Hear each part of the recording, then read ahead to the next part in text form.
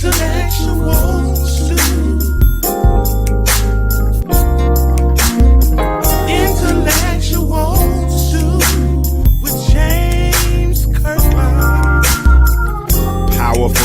and provocative, prophetic and practical, informative and inspirational. How you gonna do better if you don't know what better looks like? I do. Come on, let's talk about it with me, the mind massager.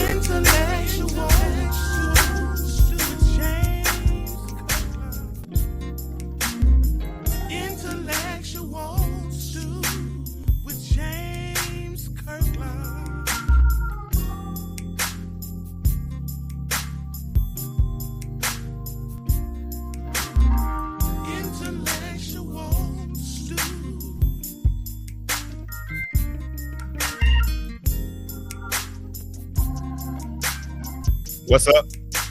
What it do? Time for another episode of The Intellectual with yours truly, James Kirkland. And we're getting ready for a little thought therapy with me and a few of my friends. So I've invited a couple of guys on tonight, and I am excited to have them. I'm going to introduce them one at a time and then let them introduce themselves. And then we'll dive into this conversation tonight. I guess I like my music, Kendall, because I keep letting it play again. Hold on. Let me pull Kendall in first. Kendall, what's going on with it? What it do? What's happening, my dog? I don't know it. You tell me something good. Get some money. Get some money. Okay. Get some money. That always works. That's always works. So we're going to let you introduce yourself a little bit more as the show goes on. But let me bring in my other special guest, one of my homeboys, one of my friends. Well, not my homeboy. He's from up top. But one of my friends that I'm learning to was becoming a friend. But here he is, Mr. Marion Kane III. How are you doing today, sir? Fantastic, man. Becoming a friend. I am a friend, bro. What's going on? Absolutely. What's going on? You see how he plays me, right, Kendall? He's still putting me on. He's still putting me on probation. You know? Man, let me tell you. Marion, I know exactly how you do. Juneteenth, they're still putting the light-skinned dudes on probation, man. No, so there you go with that. There you go with that. But can I tell you why? Can I tell you why I did that, Marion? Why? I gotta be careful, man, with some friends, man, because I ain't gonna lie. In this day and age, bro, some friends, it's hard to distinguish the qualities between friends. With some type of friends, you don't really need enemies. Let me put it like that. Right. I ain't gonna lie. I had a friend tell me today. Few minutes ago, I ain't gonna lie, I'm still trying to shake it off a little bit. He took because we got a little caught up in a conversation and it got a little heated. And you know, when you take like pure gold, right, and put it in fire, the impurities come to the surface, don't they? Definitely. So the heat has a way of bringing out how you really feel, right? This dude told me, man, F your show. Whoa. Because I told him I was trying to get back home to get ready for my show. He said, man, F your show. Your show ain't getting you no money, no way. F your show. Wow. My friend. Now you just said that you want to be that type of friend, Marion. Nah, never. Because what's going on, just like you said, like it's just like tea bags. Friends and family, they're all like tea bags. As soon as the hot water hits, that's when you find out what's inside. And when they tell you what's inside, you gotta believe them. That's the problem. Is like folks find out what's inside of folks, and then they still show up. It's like, now you know, bro. And that bag on that tea, it's there for a purpose, bro. Yeah. It holds all the tea inside of the bag, right? And if you don't have a solid friendship that can keep that stuff inside when it gets hot, or when hot water hits it, or when the storms of life come to shake it, man, then I'm like I said, that's why I don't use the word friend real loosely, bro. You know what I'm saying? I mean, I use that term real loosely. I got a whole bunch of acquaintances. Yeah, and I got a whole bunch of people I rock with, you know what I'm saying, and all those kinds of things. But when we start talking about friend, man, that's a very, very, very, very sensitive subject because I want them. Yeah, I want them. I ain't gonna lie, I want them, man. Marion, Kendall, I want them. I want friends around. I would love to have straight, genuine Kendall, how do you manage your friendships, or is just you and your girl just friend, or how do you manage your friendships?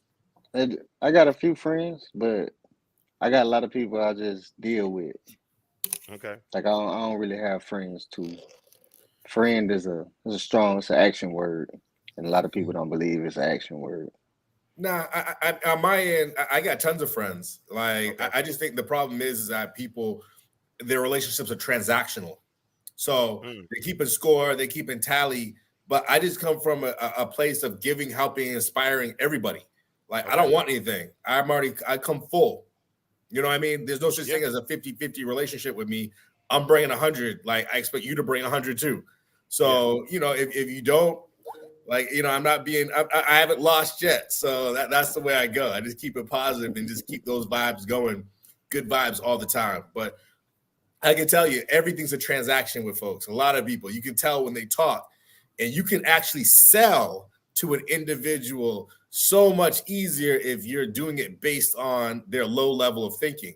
The Yeah. problem is when you're trying to rise them up and elevate them, that Oh, actually bro. kills your sale. It's very, very bizarre. But that's how folks, they want to have a winner and they want to have a loser, and that's what dictates their life, and that's also the reason why they're in the state that they're in.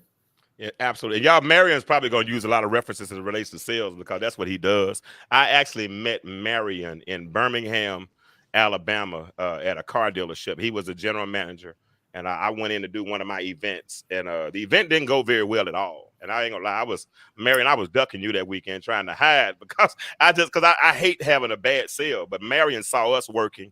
He knew we were trying, and so he said he can't say, "Bro, it didn't go the way you wanted to go, but I'm impressed with you. Stay in contact. Here's my phone number." And since then, we've managed to maintain contact. And I follow him. Y'all, Marion is major. He does, like I said, he runs car dealerships. He the finance director. He trains IG models. He trains social media influencers. He trains salespeople. He's very well known, and he's sought after. And he's from up top Boston, Massachusetts. So he's a good dude. So we're not gonna talk that light skin, dark skin stuff tonight. We just gonna be all we're gonna we gonna all be good tonight. So, but no, man, let's start talking. Let's talk about Father's Day a little bit, man. I put a post up earlier today that got a lot of traction, Marion, and in the post I talked about my divorce. Right. I wish Jarvis was on here because Jarvis could help me. I thought he was gonna be on by now. But I talked about my divorce, and I talked about how men sometimes subliminally are, well, not even subliminally. I mean, very, very right. Yeah, literally, we are the casualties of divorce, right? Because, and a man like me, I'm not gonna separate my family. So Yeah. holidays, it was just always expected that they would go with their mother. I mean, first, I think the first Thanksgiving I might have spent it with him, but after that, we had to get used to not to being apart. And I'm not there, and I'm seeing all the family pictures, and I'm not in those pictures. You know what I'm saying? And I'm eating Waffle House, and they eating turkey and chitlins and ham and all that kind of stuff, right? And I'm sitting there, and I'm just taking this. And what happens, Kendall, is I become so desensitized to holidays that it's just another day. So when Father's Day comes around yesterday, right? And hey, y'all that are listening, I'm sorry, I ain't say hi to y'all yet. Hey, how y'all doing? What's going on? Say hi. This is Marion. This is Kendall. If y'all listening, put a 1 in the chat. Let me know you're listening. Do me a favor. Go ahead and share this. I know some more people are going to jump on in a few minutes, but we're going to jump into this conversation a lot deeper here in a second. But what I was saying was, I become so desensitized, right? So here Father's Day is. I wake up because I had worked the other 3 days, and I wake up. Hey, what's up, Kiki? I wake up and I go to church. First of all, first text come through my son. Good morning. Have happy Father's Day. Okay, cool. Get to church. Second text come through my middle daughter. Hey, happy Father's Day, Dad. What are you doing today? Well, I'm at, well, no, that was after church. I'm sorry. Then my third daughter, they text me, and all of a sudden, then my daughter's like, "What are you doing today?" Well, I'm going to go to the baseball game. So I'm good. I've gotten a text from all of my children. I don't need a gift. I don't need anything else because that's enough for me. I'm a man. I'm content, right? So I get that text. Then I go to the baseball game. So I go to baseball game by myself, sit out there in an 80-degree heat, have a good game, get through, come home. I'm ready to take my nap and go to sleep. All of a sudden, my daughter said, "Hey, Dad, you made it home yet?" Yeah, I'm like, "Why?" She's like, "Well, I mean, I'm waiting to hear from you. We want to come over and see you." Then my son texts me, "Dad, what you gonna do for the rest of the day?" "I probably go to Longhorns, get me something to eat." "What time you going? I want to meet you up there." "Probably about 7. Can you go at 8? "Sure." So next thing I know, all 3 of them then popped up on me, right? All of them popped up on me. My daughter's at the house. We go meet meet our son, and we have this good dinner, man. I mean, good dinner. We talked, we reminisced, We strategized. We talked about where we are in life, all those things. And then after the conversation was over with, we hugged, love y'all, made plans for the future, and kept on moving. But I was so content. I would have been cool sleeping on my couch the rest of the evening. And I hate that I've become so desensitized. Mary, I don't think at a certain point, I don't think I was an introvert that bad prior to my divorce. But after sitting in the house for so long and listening to the silence that sounds like noise, right? Because silence does sound like noise when you're used to hearing sound. So after a while, you kind of, I think they say it takes 21 days to form a habit. Yeah. So I got used to my current position. And when I put that post up today, a lot of people liked it, but it wasn't just the likes. It was the cats that came in the inbox and said, man, you said something powerful. You said that men are the casualties of divorce too. Man, can you imagine that, Mary? I mean, I know you're married. How long have you been married?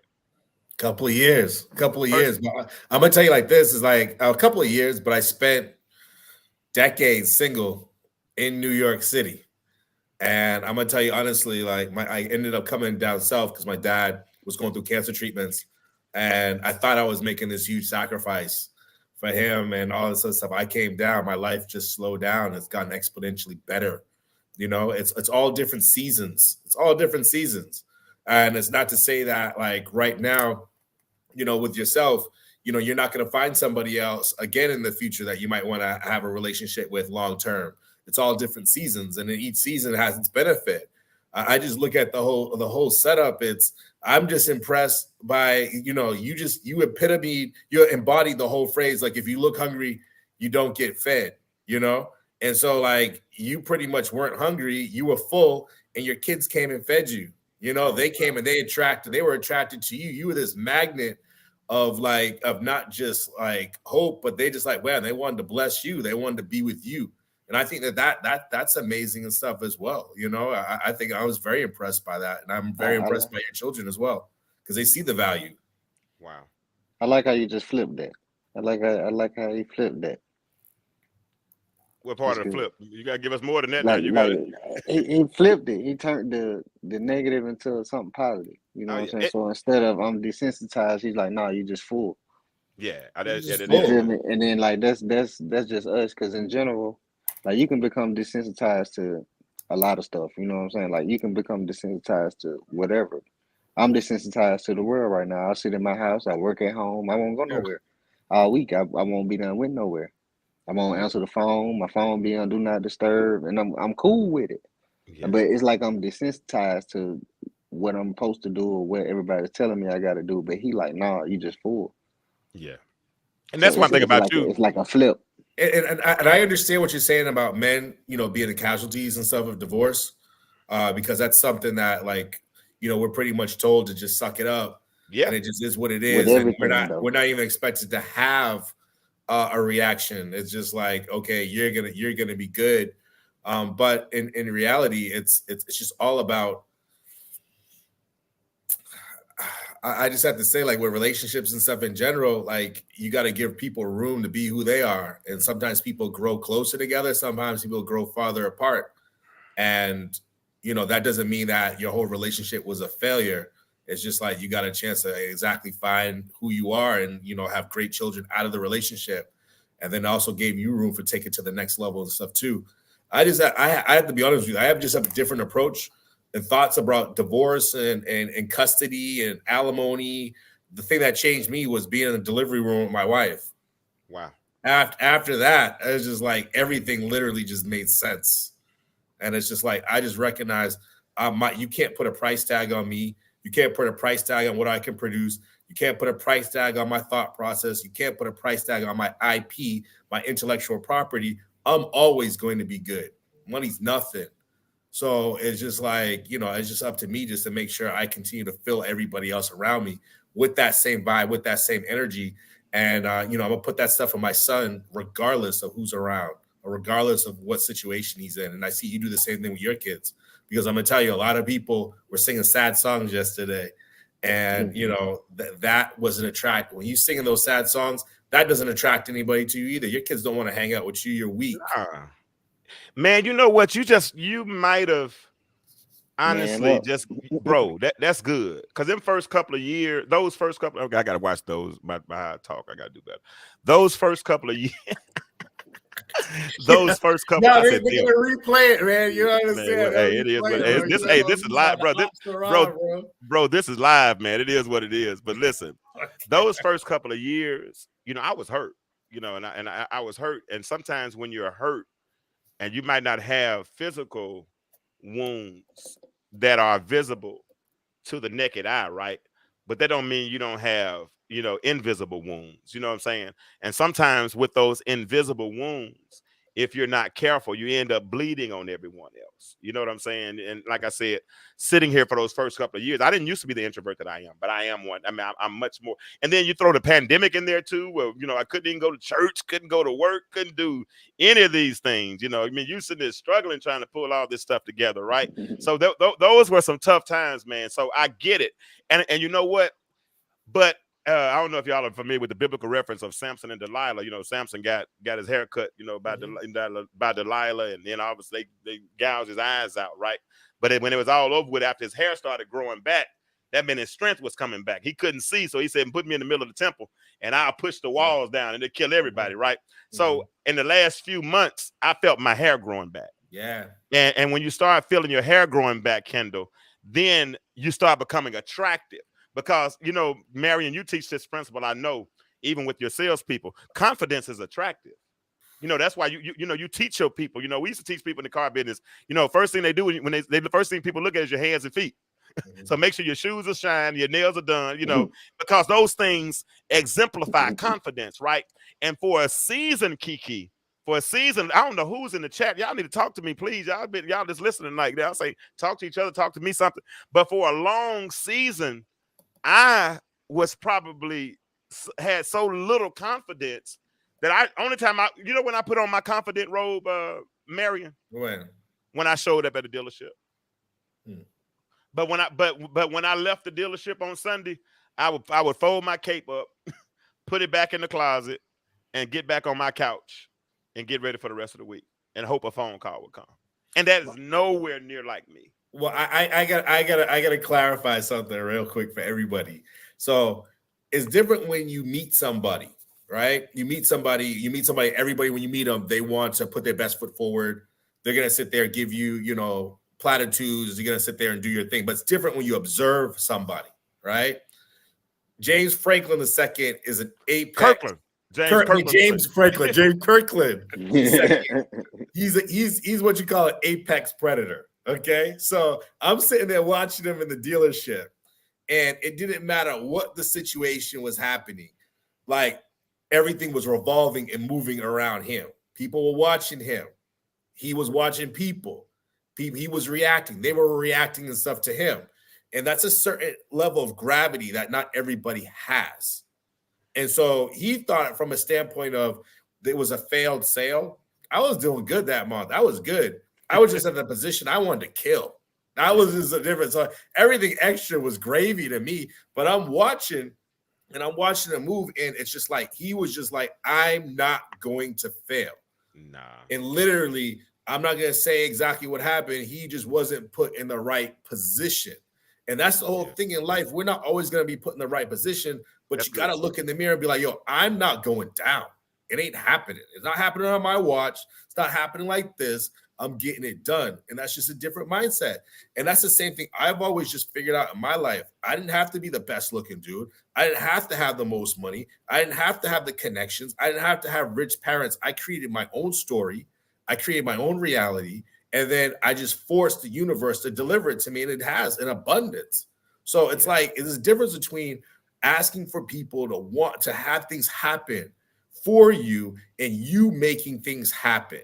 You can be the cause or you can be the effect. And so I just was like, yo, that's just who I am. That's who I decided to be. And that you can ask James. After that, he thought he failed. I tried to give him a job, man. He sure did. I tried to find him a place to live. And he pays well. Like, let's go. I was just like, let's go. Let's do it. You know what I mean? Yeah. Because that's what it's all about. Like I ended up in that spot down there. Nobody wanted to go there. Yeah. We turned that place upside down. We made it. We did it, you know? And it was just like only thing I had to make sure I did every morning was breathe life into my people. You did I that. breathed life into those folks. That was my team. That was my folks. I took responsibility for them, not just when they're at work, when they're after work. And I think that's just what a leader does. And then at the result, like you see results. You start to understand, like that's not hard. It's easy. Man, I'm gonna tell you, you impressed me so much because Sue Ann and I came down there, um, and you know, and then just the way you, because I'm like you, man. You know, I started a church, man, probably back in 2004. Mm-hmm. And I came from the car business, so I believe Right. if you bring everybody, Yeah. they'll come. You just got to give Right. them something to do. So I used to do this thing called Praise in the Park, and with Praise in the Park, I set up a stage. I would have free horseback riding, Right. softball tournaments going on at the same time. I would give away free hot dogs, free drinks, free popcorn. I would do all this because I wanted that to look like Kingdom. And when Yeah. I showed up at your little dealership in the hood, a Honda dealership, all of a sudden on Sunday, bro, Kendall, this joker got food trucks. He's got the Humane Society. All of them bringing their dog. They giving away dogs and cats at the dealership, dude. Let's go. They all got all of the managers. I'm gonna bring Jarvis in too. He's great to get on the conversation. He would come in, but he brought his bully in. I forgot the other dude, Kendall, whatever his name was. He brought his bully in. You know, everybody bringing their dogs. But Marion created an atmosphere where people wanted to be. People just came to the dealership because certain people. And you know what I liked about that? They wasn't even following the dealership. They were following some of the food trucks. Right. But your thought process was that if the food truck came, that meant people were at the dealership. They might look over there at that Honda Civic and say, you know what, I got this 2012. Let me go ahead and trade this car to upgrade my car. You know, and it was just amazing the way you did that. And I appreciated how you did that. And man, I appreciate you 1,000%. I appreciate the compliment that you gave me, because I'm gonna tell you something, Jarvis, and we're gonna get you in this conversation here in a second. But everybody, Kendall, does not have what I call the potential to look at a tree and see a chair. You know, most people look at a tree and they just see a tree. You know, they don't see the potential in the tree. And for you to say that you recognize all of those things about us, because it was chaotic, man, we wasn't doing jack. You know what I'm saying? We were expecting this sale to go off, but you saw something, and that has us even talking to this day. You know what I'm saying? And I appreciate that. Because I'm gonna tell you something. I ain't gonna tell you how much he make because that's his business. But Marion ain't broke. He's far from being broke. Look at him shaking his head. But the reason why I'm not gonna say that is because it's just like God's given me an abundance. I've been in lack. I've had nothing. But you know, I remember the words of Malachi 3:10, like you just give God a tenth. And it's not even just talking about really giving like a tenth of your money. It's just like he's just saying, just give me a little bit. Just give me a little bit, and then I'm gonna bless you till there's no more want.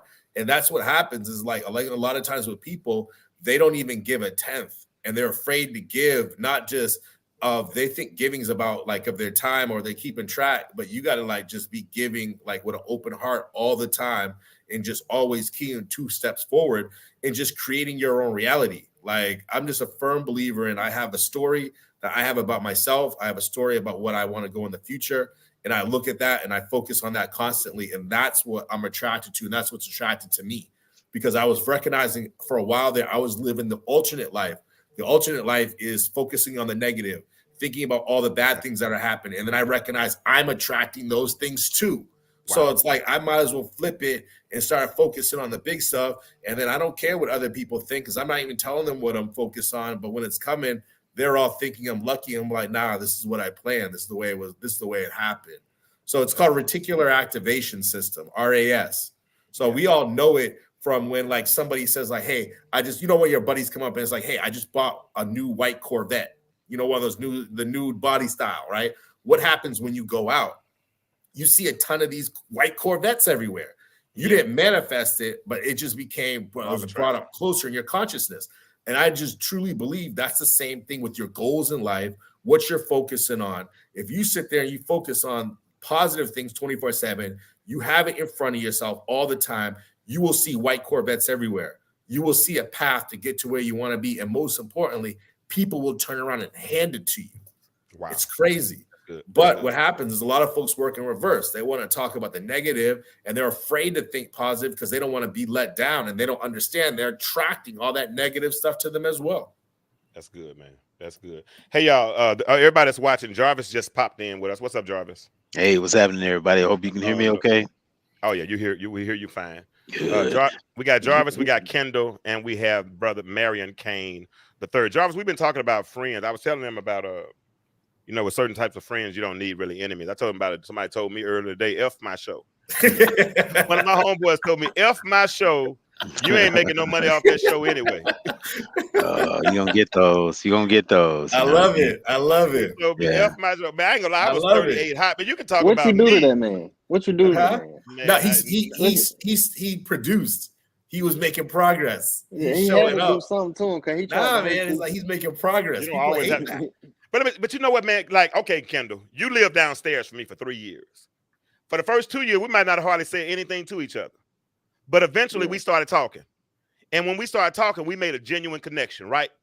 Not for what you can do for me, like he talked about, because Marion just said a few minutes ago, most relationships are transactional. Didn't you just say that, Marion? Yep. Not because, and see, as black men, and I love the fact that we have a thought therapy with the fellas, and the men, typically, I don't know why, but with most men, as soon as we say so, I got one homeboy, Jarvis, I got a friend in Arkansas. Now, I tell him that my daddy got a lot of fish in his pond. Oh. And we go out there and we go fishing. James, man, y'all don't want to fish against me. I'll catch every fish in your daddy's pond. Hey, that's smack talk. We love it. That's smack talk. That's smack talk. That's a challenge. Competition. Bring it. But it don't always have to be like that. Why? You know what? Why we got to live in competition? Why can't we just live in cohesion? No, that's coerced. That was him other. saying that he really wanted to fish in your daddy pond. That's man. That dude is my brother. We grew up since we were 12 years old. Man, like I'm not in town now, so if my dad needs work done, like since he's been sick, my daddy can call him, so he could come fishing anytime. There's no reason, because I'm gonna tell you what. Another one of our friends came down, and I'm not a good. Hey, let's put a disclaimer out there. I can't fish. I suck at fishing. I can fish in Walmart. I can fish in a Food Depot. I can fish at the fish market, but I don't want to touch them. I don't want to get finned by one. I know how to clean them, but I'm not gonna do it. But my homeboy, he came out and caught a couple of fish. So when my other friend sees it, what does he say? Man, you don't know what you're doing. I'll outfish you any day. But it's always a competition. It's like a yard full of bulldogs. Well, it's not really a competition. Let me say this. For some men, you know what I mean? Call it a testosterone booster, because what we like to do is we like to talk smack. Okay. I don't care if you're deer hunting. I don't care if you're fishing. I don't care if you're barbecuing. I went to one of the biggest barbecue competitions this weekend, and what do? No matter what you do, you know what I'm saying? We like to talk smack. Some people are good at joning. Some people make it an art form. You know what I mean? Some people just don't like to be joned on at all. For me, I'm one of them people. If you say something about me, you better be ready, baby. Yeah, you know what I'm saying? I bring it, but not everybody is constructed that way. You know what I mean? Yeah. And it's not really a challenge as much as it is a form of communication for men, but we love to talk smack to each other. You're only gonna do it to your homeboy. Yeah, only gonna do it. That's a level of love. That's a level of love. Fishing with your coworker. Yeah. You go fishing with your coworker. You ain't gonna tell him that. That's it. That's it. Your homeboy is like a level of camaraderie. If I'm talking to you like this, we cool enough to talk. Like I walk up to you and be like, "Hey, I'm talking trash to you as soon as I see you." That's it. Oh, that's me all day long. You know what I'm saying? Yeah, that's it. You know what I'm saying? Cash junkie. But you know what? I'm a Cancer, so I'm different. So sometimes I feel like a nut. Sometimes I don't. And if I'm not in the mood for it today, I'm gonna tell you, "Hey, bro, I don't feel like playing today." You know what I'm saying? And I know some people take that as offensive though. Some people are like, well, don't nobody know when to come to you. You too moody. Well, I ain't in the mood for that today. But see, I think there has to be a balance between competition and collaboration. Okay, I think sometimes when competition it gets to be too much. You're on guard and you're on 10, in reality, it's like, okay, let me figure out, maybe this guy is better than me and I need to learn from him. You know what I Now mean? I feel So like you can't figure out and all that. Hey, hold I on. think huh? it's a whole. He It's was a in the middle of the culture. statement. Let him finish It's, his. Let him oh, I'm get to his sorry. spirit. He was still at the comma. No, it's cool. It's cool. I want to hear what Jarvis got. I want to hear what Jarvis got to say. Robert said, "You ain't talking. I'm gonna talk for." I'm just. I'm No, messing with go you. for it. I want to hear what Oh you got hell! to You say. say you like. You say you like to be banter, so I gave it to you. No, it's Now for go me. ahead. It's a whole culture. It's Yeah. a culture.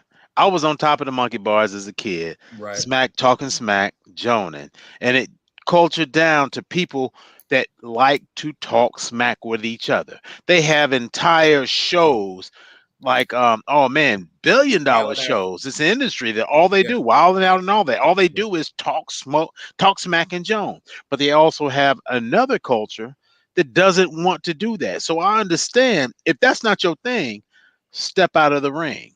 You know what I'm Oh, no saying? doubt. If No you don't doubt. like to throw these things, don't crawl through the ropes. You know what I'm saying? So I understand that.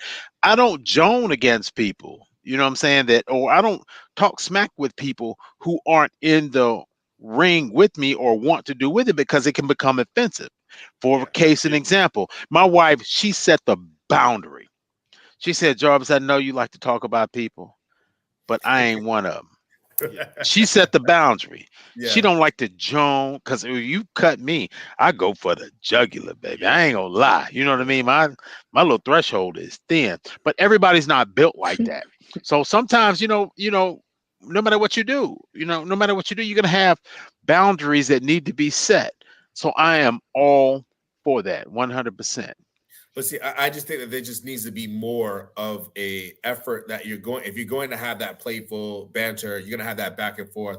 I would just want that same energy on collaborating together, Oh, and absolutely, that same energy on building each other up. That same energy on coming up with ideas and stepping absolutely. forward as a unified front. Because a lot of people don't think they think two people getting together, you're going to get double the effect. It's not two people together. You have an exponential level of connection.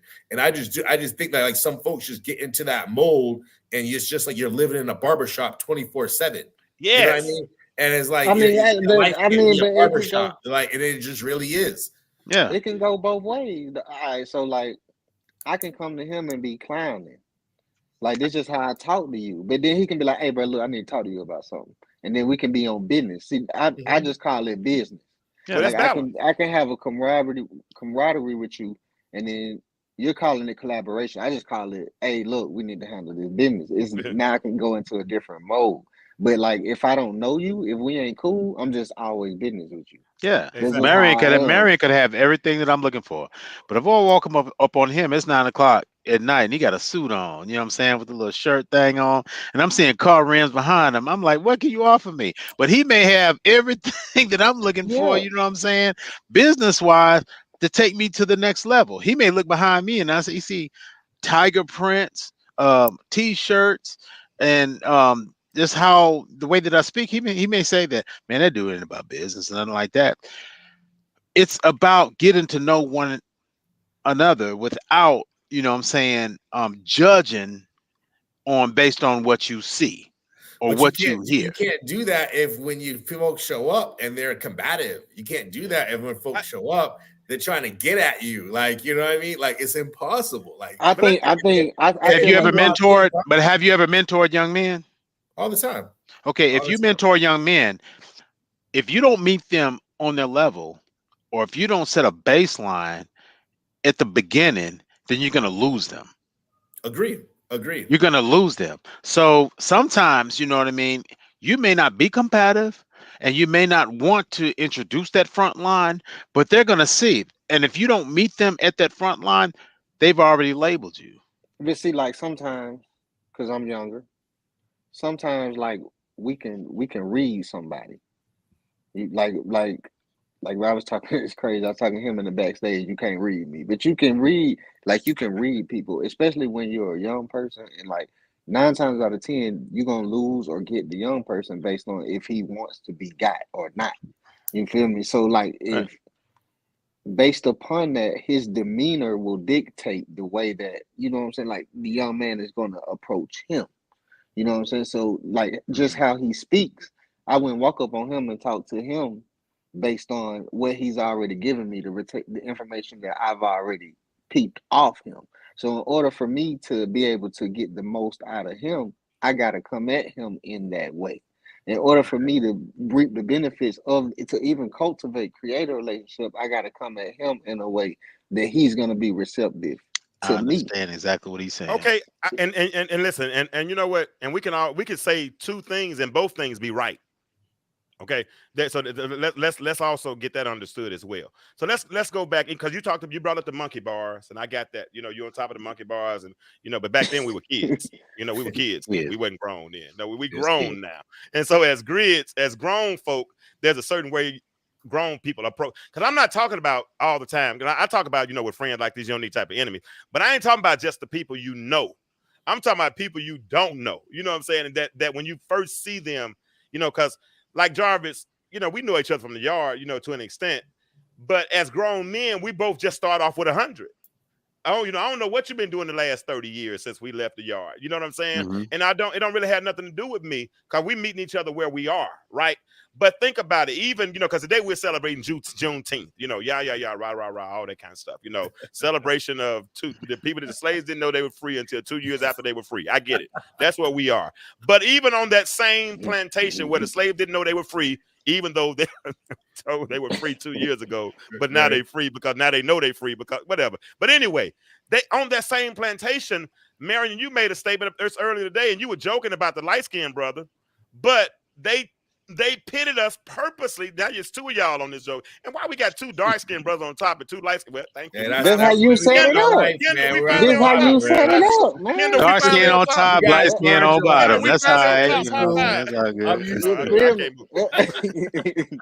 But anyway, but they knew that we would never be unified if they kept us divided. Right. And so they found reasons for us to be divided, whether it was light skin against dark skin, or if it was Mandingo against Mandingo fighting on the yard because we wanted us to be sport. They always tried to create a competition to keep us against each other because they know how much power we have. Now, don't get me wrong, I joke too, but I joke with folk I know. I don't joke with strangers.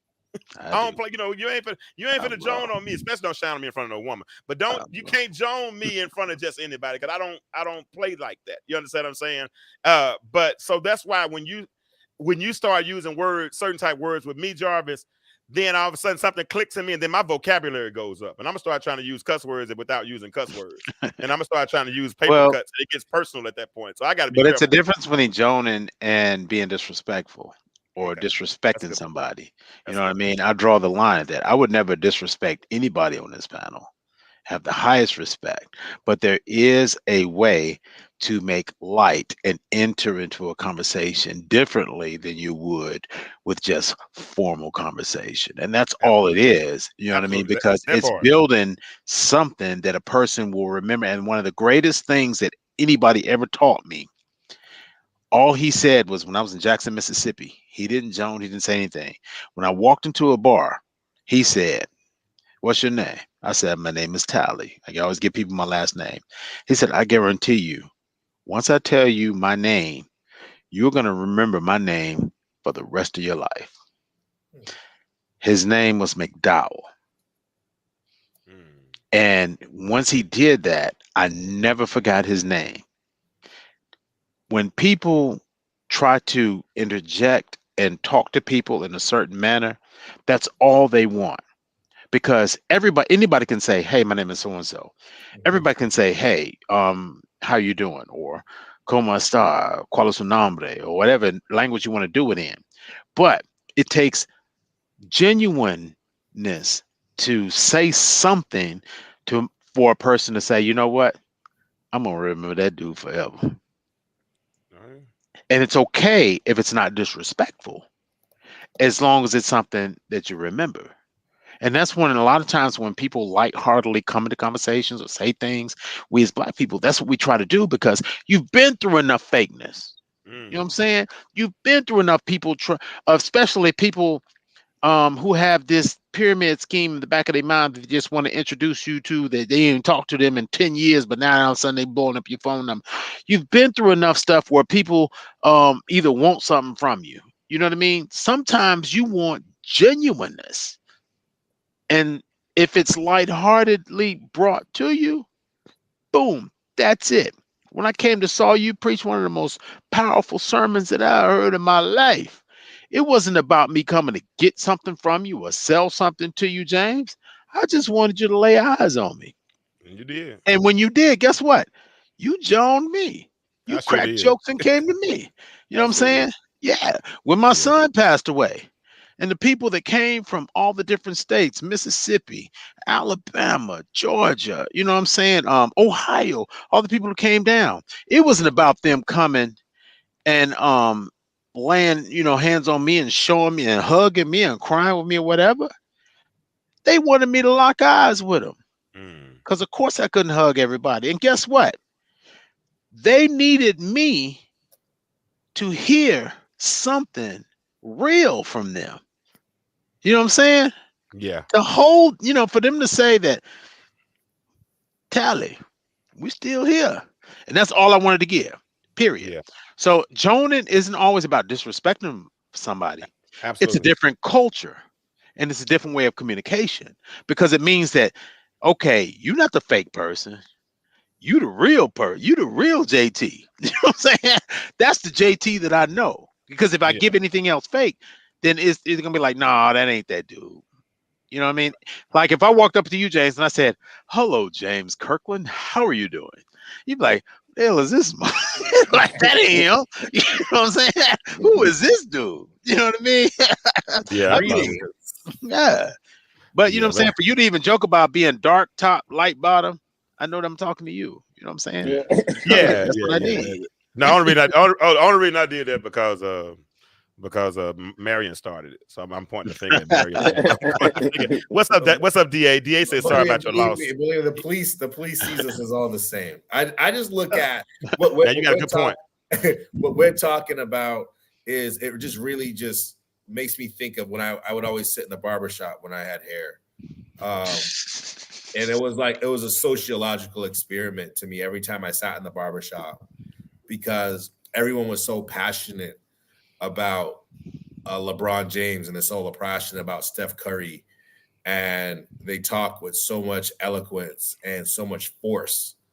And the barbershop was full of different people, of different backgrounds that could change your economic life. Yep. But we never talked about that.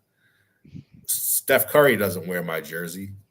LeBron James don't wear my jersey, but my people, they ride for me and I want to uplift and empower them. I just think that just as, us here talking, I just see a lot of opportunities missed. That's just my main thing. One thing that blew me away is James kind of brought out, I teach speaking and sales. And so I have all different types of clients, models, pro athletes, but I started getting to this niche of these folks that run these internet businesses, coaching businesses. They sell a lot of products, a lot of these big guys you see that are all over Facebook. And what's crazy is that a lot of folks know, I want to say they don't know, they know that these guys, there's about 5 different societies out there, right? These guys get together 3 to 4 times a year and they pay between $25,000 Yep. and $100,000. Just to be Let me repeat that. They pay $25,000 to $100,000 a year to meet 4 times a year to show up in a room and give away their best ideas. Yep. And what's nuts to me, this is what blew me away, is I'm sitting in the room and there's Indian folks, there's Asian folks, there's white folks, there's folks of all different backgrounds, ages, young, old, somewhere disabled, but there weren't many minorities in there. And what's funny is I thought they had a policy of like exclusion, and they sat there, they're like, no, like we try to give away scholarships. We try to like give the spots to be the away. Jonan. They try to give spots away, but it's like they just like you have to. It's a certain mindset to stop and not only say I'm going to spend my time to go to these places, but they're paying money too to be part of those groups, and they wouldn't do anything but because they understand the power of collaborative thought. They understand the power of like not just sitting there talking about mundane things, but actually talking about things that's going to raise not just their economic capital, but their mental capital, their psychological capital. And it's that kind of thought that that's my more thought process in what you were saying. I don't know, true or untrue. I don't know what you guys mean, that's a very I don't really know what to call it, but like as a person, like I was like when I went to schools, I went to schools. It was a lot of different cultures, and there was a lot of different people, and I had a lot of different friends. You feel me? Like even in my last job, I was an audio engineer. I had one of my coworkers, and he was a white guy, and I used to just sit there and I used to just talk to him. Right. Talk to him, like just like how would you handle this, or like something happened at the business, and I'm like, I know how I would handle it. How would he like? I call the greatest business guru, or whatever. I'm like, what? Yeah, just like just talking to him. I'm like, okay, well, like they think different. Yeah, they're much more aware of opportunity that sits in their face. Whereas I think our people aren't aware. So how you're like, hey, why don't y'all talk about this and this and this and this? That's because you've been in arenas where that's been exposed to you over and over, and you run a game. Your mind is so much more developed than a lot of us, and that's not good or bad. That's just like respect to where you are. A lot of people aren't. They don't think how you think, and then so like a real gift would be to put people in that mind. You feel me? So if you see this happening, like you see your barber talking to somebody, you know, like, all right, that person changed your life. But he not there. When you got him by himself, you're like, hey, why you ain't never talked to bro about this? He might be like, oh, I ain't never even thought about that. Because that's just how we are with each other as genuine people. It's not like, hey, you can do something for me. Let me get you to do this for me. They're just being genuine and enjoying the person in the moment more so than, hey, why don't you, you know what I'm saying? But then I think like, our people, we don't, a lot of us just don't know. Like you're like, hey, there's a think tank group and they're doing this and this and this and this and this. We don't know. You feel me? And then we're not actually, a lot of us aren't in a rush to help each other either. You feel but you me? know And what? then so it goes, it's like those two things to me. Either you But don't Kendall, know or you're not ready to just pit them on. I'm ready to see you do good, just not better than me. And then that's just how Right, we are. That's how we you are. summed it all up. You summed it up with that. You summed it up with that Right. last and you know what? It's sometimes like you say about your coworker. It's sometimes it's that what y'all talking about. You know what I'm saying? But Like me, I used to tell him. I used no, to tell him like, hey, no, no, bro, no, no, I'm no, just no, gonna no, no, talk no, to no. you. That wasn't the point. Not what I'm saying is you're talking to your coworker about those things, but somebody else you might be talking about bull stuff. You feel what I'm saying? Like me and you, we ain't talk about nothing for a long time. It was just high and by, yada, yada, yada, yada. Finally, I said, hey, man, I need your help. Because, and the only reason I asked I need your help is because I knew you had music. I knew music was your background. I knew you knew graphics. And so when we started doing that, then our conversation started to change. It wasn't no bull stuff anymore. It was all technical. When I come over here, I'm going to do this. I'm going to put this together for you. I'm going to put this template together to show you how to do this. I'm going to put this. And now a lot of what I'm doing right now with my podcast is because Kendall taught me how to do it. But see, like it's both of them. Like you might be like, hey, pull up, we're gonna record this. I'm pulling up, I'm setting up lights, I'm handling bit, but in the midst, I'm talking trash to you. You're putting your clothes on, See? putting your shirt back I straight. get that. And that's love. But that's what Marion said. It has to be a balance of the two, and that's why I was saying is two sides can be right. You know what I'm saying? 100%. That it's got to be. It can be a balance because I got certain people that I would never banter and crack jokes with. But we have good relationships. The man I talked to today that signed the check for the deal that I'm doing this week, you think I'm gonna be bantering and cracking jokes with him? No, you know what I'm saying.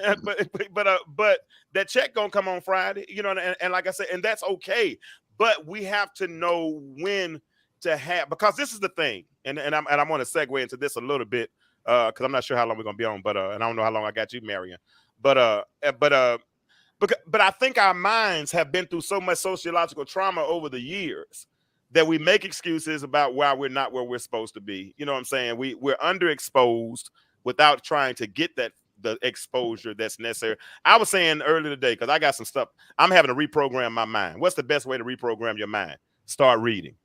So I'm going to start back making sure I'm doing a whole bunch more reading right now. I'm going to start working on that, getting my mind back right. I can start focusing on going to the next level. Because if you don't feed your mind, or you don't feed your brain, or you starve it and you're around the wrong people, we are the effects of what we have been exposed to and what we embraced. Well, hey, can I say something? Sure. I will honestly say, man, I'm probably a Hold dinosaur. on. Can I ask you a question before you say what you say? Can I ask you? Sure. Did you hear what I said? I heard exactly what you said.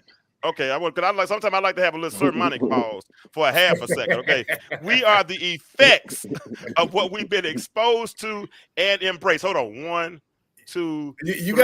got to get Go, some Jarvis. sound. You got to get some sound Yeah. effects. I'm working on man. that. I'm You working. know And what I mean? hey, That's what you got that's to the next add thing. in there. That's the next thing, Kendall. The sound effects. You Okay, gotta go, get some Jarvis. sound I'm Don't get that sorry. effects. man no more ideas. Don't get no You just ideas. got to drop some bombs, man. When you get a bomb, I'm working on it. boom. I think I got it Like, figured out now. Yeah, Go we ahead, working Jarvis. on Go it. ahead, Jarvis. I'm sorry. I cut him off, y'all, so I'm gonna apologize to him in person. I apologize. no, you're good, man. I just want to honestly say that I am probably a dinosaur amongst our generations now. I was literally um, raised by my father Mm-hmm. all the way up until the point where he said, before he passed, he was like, okay, I've given you all of the wisdom that I can give you. Mm-hmm. You know what I'm saying? It's time for you to make your own mistakes. It's time for you to do your own things. And for a while, as long as I'm here, I will help you. But when I'm gone, I'm gone.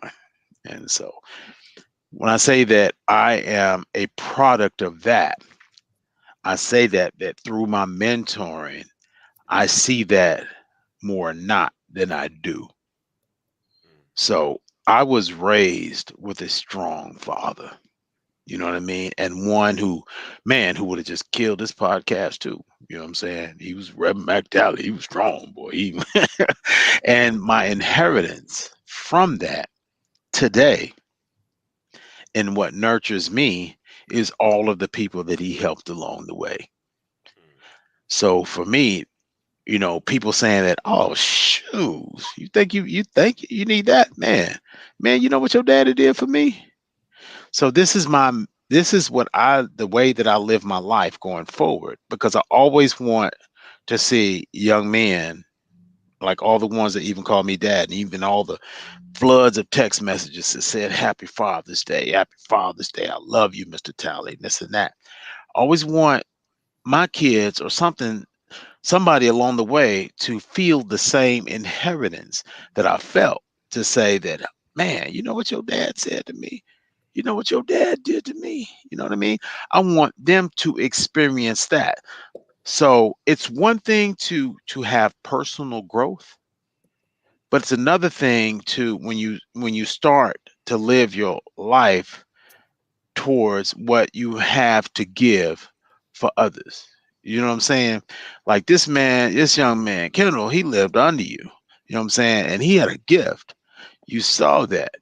Y'all formed a relationship. You know what I'm saying? And from that relationship, you're seeing podcasts develop. And you don't know the next level that's coming after that. And so there's some of the biggest shows that I ever created and produced were birthed off of that same concept, just from someone stopping and saying, "Hey, oh yeah, you know what? Okay, yeah, you might talk smack," and because the dude was shining my shoes, and this was in St. Louis, and you a black man shining shoes, you talking smack or whatever. But guess what? We formed a relationship, and he was like, everything that you need is right there. And Yeah, those were some of the pivotal moments that took something that I thought was an idea that God gave me and put it into reality. absolutely. You know, so And yeah, I'm all for it. Go ahead. no, I wasn't going to say that. You good, good, good, good, good, good, But good. it's the same people then turn around and told James like his podcast ain't about nothing. It's a waste of time. And Homeboy. That's it. right. But what's going on is that like that's what was in his heart. And he's been waiting to say that. It's been He 10 years. graduated, but you So graduated. I mean, I graduated from so many people, and so many he's people ready. that He's Well, ready. well, you just said something right then. Hey, but listen, but this is the thing. This is the But thing. see, here's the deal though. You don't, but see, I just don't believe you got to graduate from those folks. I just believe they put you on notice who they are.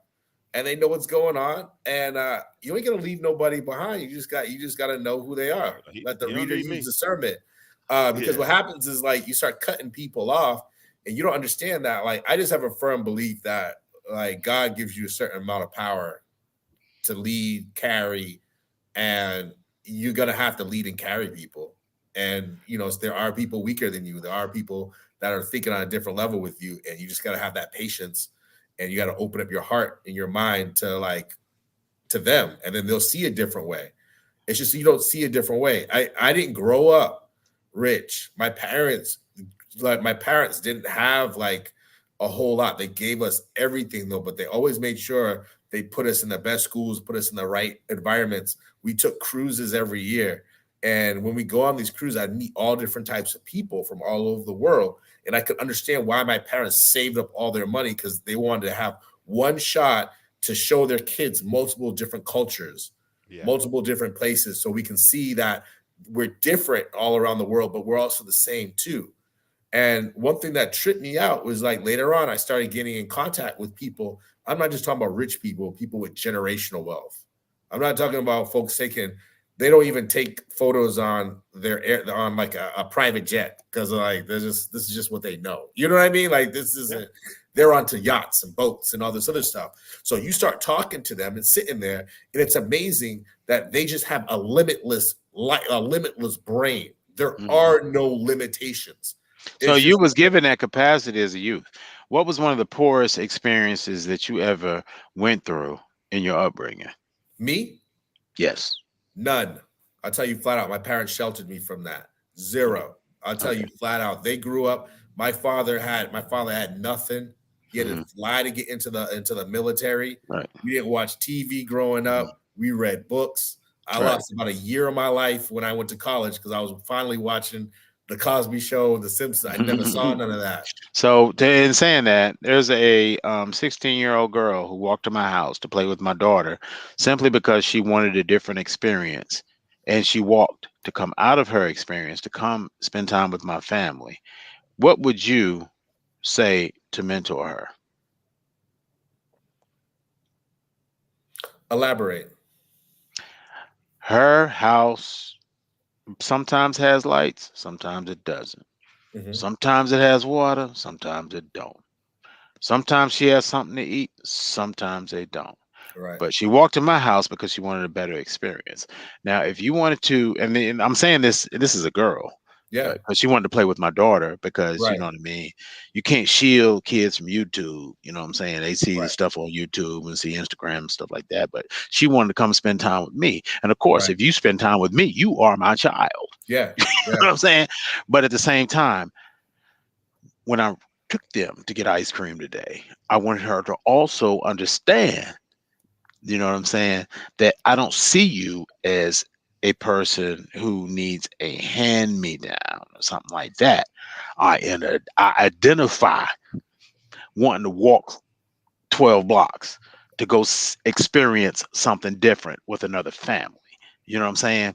So that's what I was asking. And it's okay because we as black people, we need somebody who has had the windows of opportunity always available for them.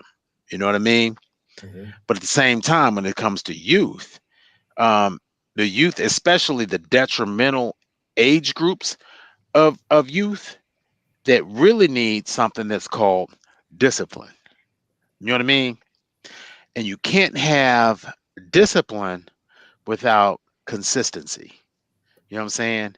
And you can't have consistency without relationship. And you can't have relationship without understanding, you know what I'm saying, and identification. And that comes from us being able to talk. See what I'm saying? That's why I try to introduce it from the back to the front. So it's cool because we need people who have had windows of opportunity for them. But at the same time, when you get a kid that knocks on your door and really wants a relationship with you, you know, how do you identify with them? That's all. That's all I was asking. You know what I'm saying? And that wasn't a confrontational question or anything like that. Oh I'm yeah. just saying from what I came what when I came up, I always tried to be what I needed. Yeah. See what I'm saying? So that's all I was saying. I try Oh, to. definitely, and I agree with what you're saying 1,000%. I just really just also feel that a lot of times folks just don't even know the door's open. They just don't even know that you even care. And that's my main thing is I always try to make sure people know I actually care about them. And I just don't, I just have an open hand. It's not a matter of like sometimes a lot of people look at things from a material standpoint. A lot of times folks just want time. They just want you to listen. They just want to see a different perspective. My wife is from Venezuela, and like it's funny you were mentioning talking to earlier. Like to this day, I can't take a shower with my wife because she likes to she always took a cold shower growing up, so she still it's always cold. Why don't you You take know? a cold shower? Huh? Why don't you take What's a that? cold? I mean, I'm sorry, man. You know what I'm saying? Shit, But that water could be 30, That boy said 11. jump in the That water could ocean, bro, be say y'all, 11 degrees. I'm in y'all there. know the deal. Y'all take a shower. You take a shower with your woman. That's why they have the multiple shower heads. 'Cause you're standing out in the cold. I'm in there. They're under the water. You're standing out in the Oh, cold. yeah. I better mute Crazy. Jar. I better Okay. mute you, Oh Jar. yeah, All right. you might want to. You remember Yo, Little You gotta Mermaid get was those singing at the multiple bottom. Look, hands. how was Little Be like, Mermaid? Bam! hey, I let's keep got it him. 100. I got him. He like Little Mermaid up under that. I was like, a whole new I have world. look, hey yeah, Mary, bro. Yo, Mary, I haven't muted anybody in a long time. yo, This is gonna be real my first time. talk. Jarvis will be my first official mute. I'm in there. This is my first official. Let me see if I still got it. Hold on. Pow! I got him. He can't hear nothing. Listen to him, y'all. Nothing. Hey man, I'll be No, good. no, no. But listen. No, but real talk. Because that was Jarvis asked a very specific question about the young lady, and you can't really come up with a general answer for a specific question like that, right? So, and I understood because it was a good segue to tell about his situation. Because me personally in that situation, I probably wouldn't say anything until she said something to me. You understand what I'm saying? So, and that's how I am. I'm reacting. I mean, because I gotta feel you. You know what I'm saying? Because when I care about you, I care about you. My heart's there. You know what I'm saying? So, and that's why I don't take connections lightly. So I don't use the term friendship loosely. I don't do that. You know what I'm saying? If we cool, we rock. And I'm a whole, and I don't have to, you don't have to set rules in that game. You know what I'm saying? Certain things you just should know. There should be a certain code, right? There should be a certain rules that, certain things, what they're saying, what's understood shouldn't have to be explained if we're friends. Jarvis, we met 30 years ago almost on the yard. Yeah. Met on, we're in the same city. We got mutual friends. My Jarvis like, come over to the house. I'm like, no. He like, come over anyway. No. Why? I don't hang out with nobody. I'm sorry. He's been trying his best to get me over there. A lot of that, you know what it is too, though? I ain't trying to be funny because Jarvis ain't that type of good dude. Jarvis has never stepped out, said anything wrong, anything out of line about another woman or anything of the sort. But as a single man, I don't hang around a lot of married men. I just don't, because we have different desires. You know what I'm saying? And I don't want to hear you say nothing crazy about your wife, or or that you might step out on your wife and all. I don't want that pressure on me, because if I'm around your wife and she starts assuming certain things, so you hang around married folk or whatever you need to do, and I'm gonna hang over here. But now we cool enough. I will go, because he can cook too, y'all. I ain't gonna lie, he can cook, and he does fish. He does go fishing, and he does catch crappie, and he know how to clean fish. I don't know how to clean fish, but he knows how to get it. So I probably will go. And and plus he got some Marion. Jarvis has some international barbecue sauce. It's a barbecue sauce that he created, huh? I said, let's go. I'm all about yeah, that. he has a sauce that he created. It's international, Jamaica, all over the world. People are giving him shout outs about that. He sells it on Amazon.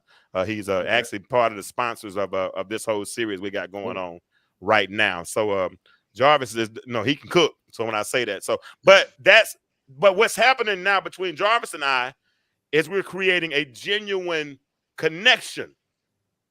Kendall and I, over the last year and a half, we've started to create a genuine connection. Marion, we met. Wasn't even in the best circumstances, I thought, but he told y'all earlier in the show what he observed. Everybody else looking at something else. He's looking at something else. Now, it's been several times that he's asked me what I wanted to do in the car business. He's tried to offer me a job. And I'm going to tell you something.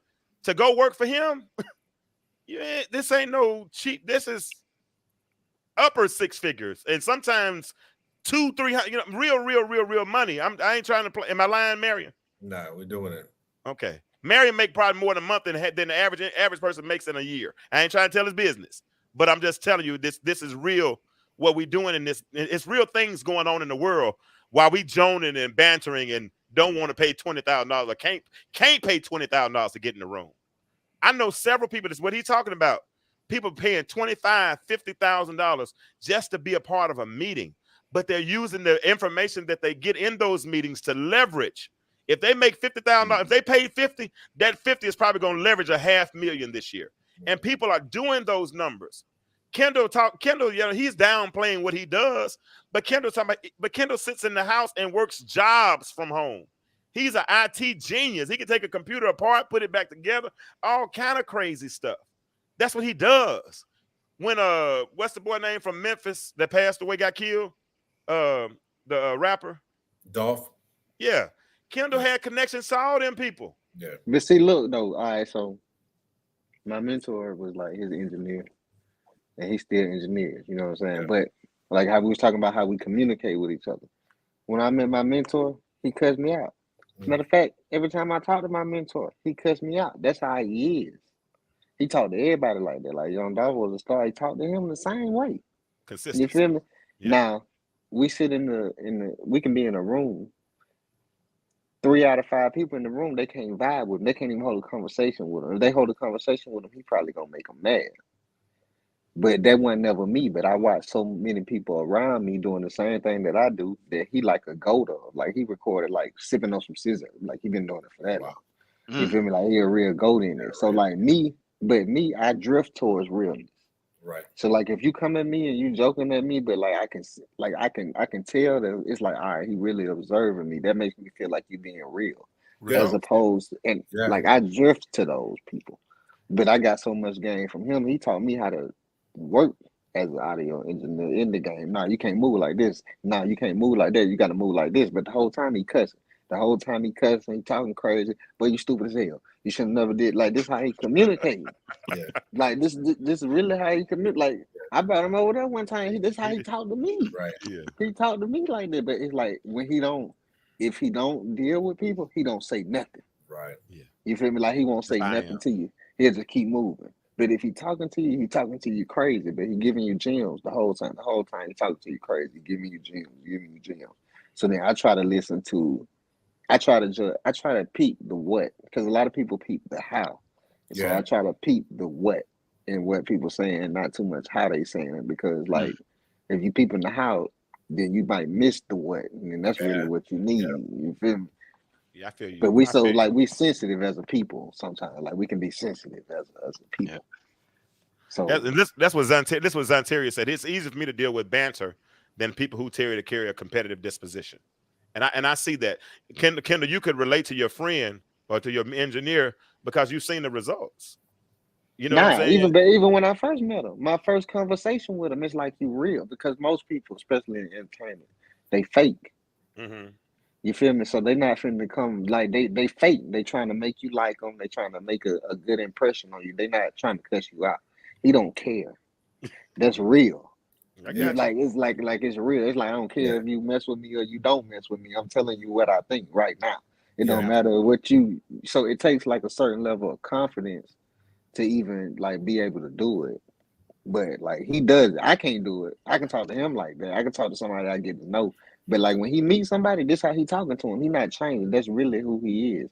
And then it's up to that person to either accept it or not accept it. But like the level that he at in the game, it's like, do it really matter?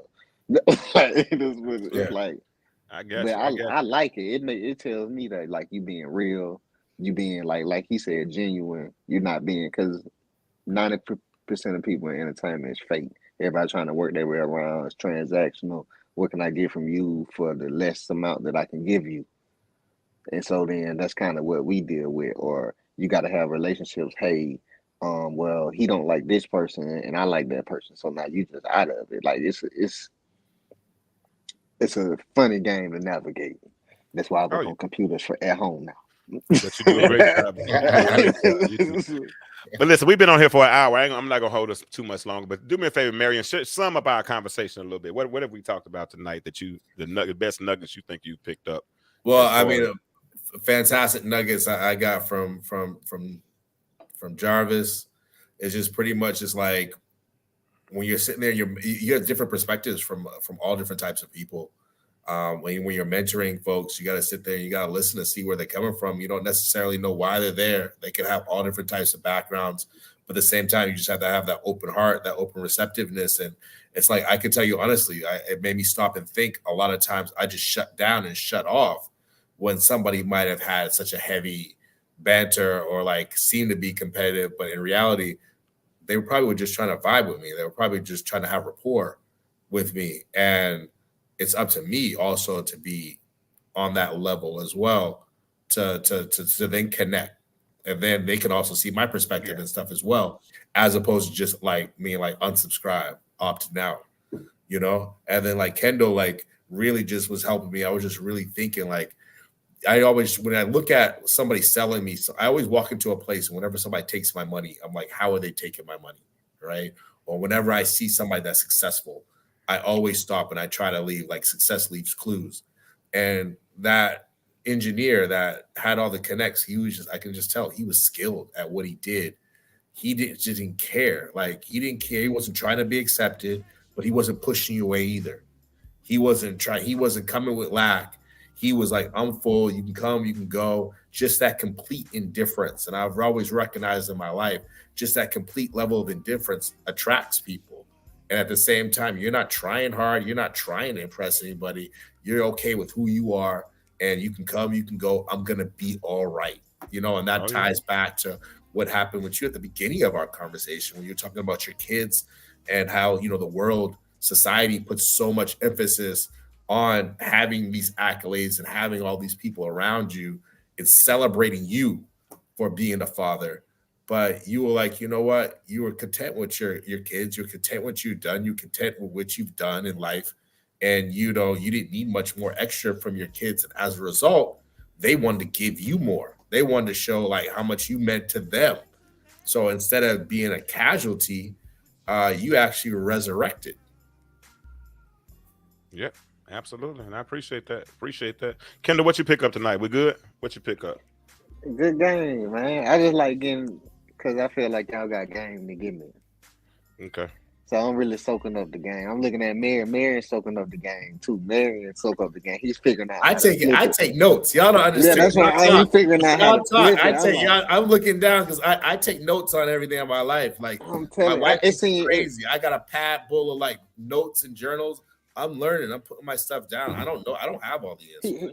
He looked like he over there like, you know what? I'm finna go to work tomorrow. I'm finna joke with one of these people. If I joke with him, I might can get him to the next level. Because he like, I ain't never thought. He like, I've never thought about that. Maybe it's me. So now he finna flip it. Nah, and he finna pull his workers closer.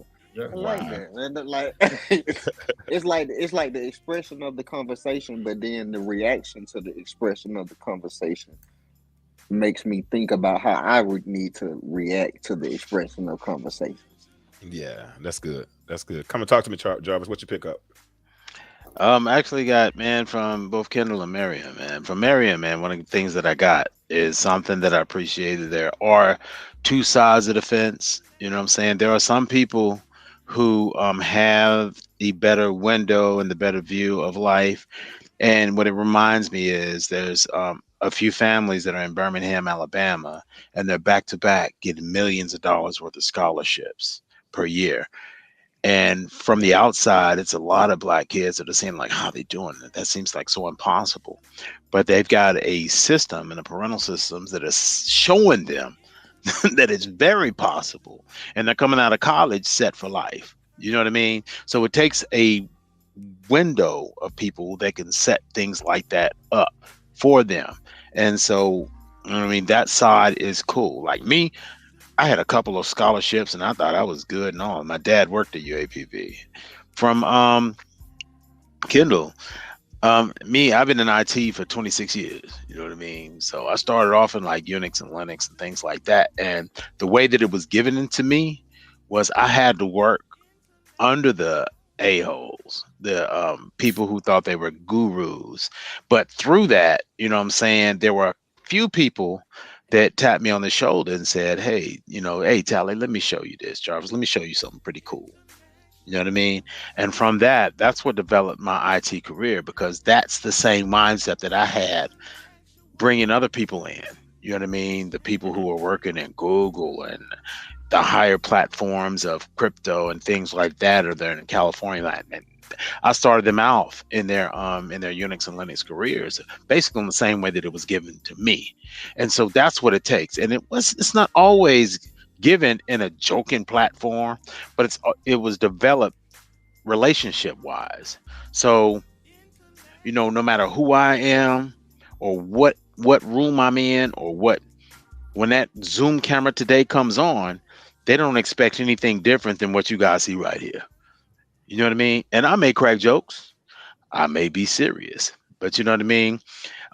My cousin always told me to always be the thermostat instead of the thermometer. You know what I mean? So I let people, you know what I'm saying, dictate and understand what temperature I am at. So I don't always crack jokes, and I don't always joan on folks, whatever. But I'm also a very fun-loving guy. You know what I mean? And I always try to make sure that's present as well. And so with James, James ain't been over my house. You know what I mean?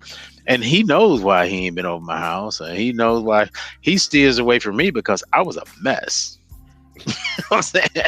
I was a whole mess back in the day, and I had the worst relationship. I gotta see some pictures of you from back in the day. I remember, I got some black. Look, I got some black holes in my memory, man. Oh, good. Because if you ever saw that blue minivan traveling around, and the radio station was that blue Astro van that was traveling around UAPB, when the radio station was saying steer clear of that minivan,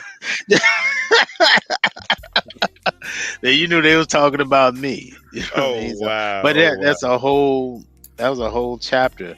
But the platform that you're building right now is allowing men to understand the whole gambit of what each other are. You know what I'm saying? I love it. That's good. I'm working on it, bro, and I got to get men. I picked the hardest battles, bro, but I'm gonna keep picking. But I'm gonna tell you what I picked up, and the main thing I picked up tonight is that so much comes from genuine connections. And honestly, if it's not a genuine connection, I don't want it. Y'all can have it. Get somebody. What they say, get somebody else to do it. I'm 50 years old now. All my punches have to be calculated.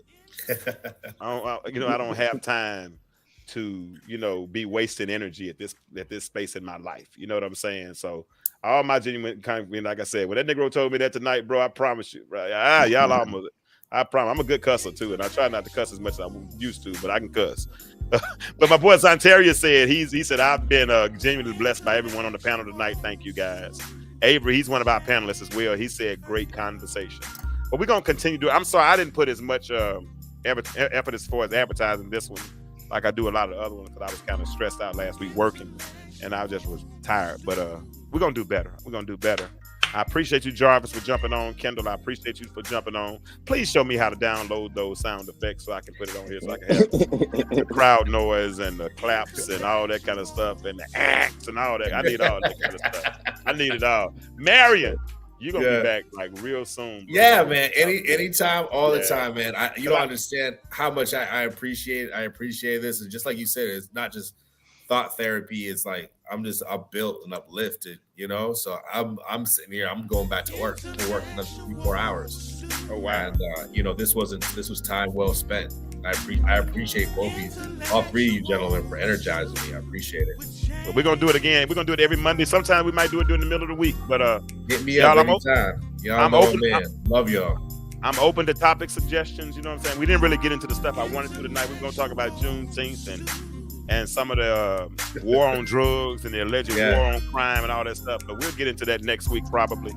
But because I have a social justice Jones stew. That's why I call it the intellectual stew. Right. Because a stew consists of several ingredients. So we can talk about relationships. We can talk about social justice. We can talk about men issues. We can talk about a whole bunch of things. So we're going to do it. Cold showers. Get your behind in that shower, bro. I've seen your wife. Your wife is beautiful. You better get your behind in that cold shower. But no, I'm just joking. It's been real. I appreciate you, Jarvis. I appreciate you, Kendall.